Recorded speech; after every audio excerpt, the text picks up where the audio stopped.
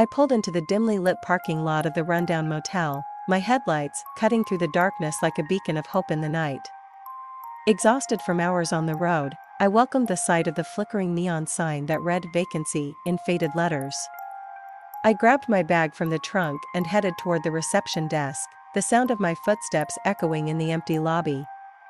The clerk behind the counter gave me a weary smile as I approached, handing over a key to room 13 without a word.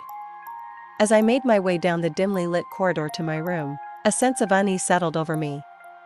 The air was thick with the smell of mildew and decay, and the walls seemed to close in around me like a vice. I unlocked the door and stepped inside, the room shrouded in darkness save for the faint glow of the street lights outside. I flicked on the light switch, but the bulb only sputtered and died, leaving me in near total darkness. Shrugging off my unease, I settled onto the bed and tried to sleep, but rest eluded me. Every creak and groan of the old building seemed to magnify in the silence, sending shivers down my spine. And then, just as I was drifting off, I heard it, a soft tapping at the window, like fingernails against glass.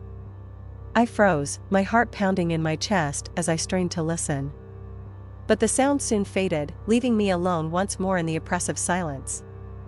I tried to dismiss it as my imagination running wild, but as the night wore on, strange things began to happen. Shadows danced across the walls, shapes that seemed to shift and twist in the darkness. And then there were the whispers, soft, unintelligible voices that seemed to echo from the very walls themselves. Terrified, I grabbed my phone and tried to call for help, but there was no signal, no way to reach the outside world. I was trapped, alone in a nightmare from which there was no escape.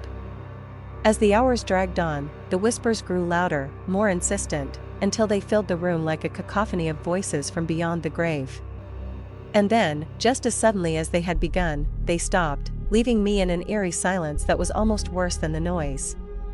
Morning came at last, but I dared not leave the safety of my room until the first rays of sunlight pierced the darkness. When I finally stepped outside, I found the motel deserted, the clerk at the front desk nowhere to be found.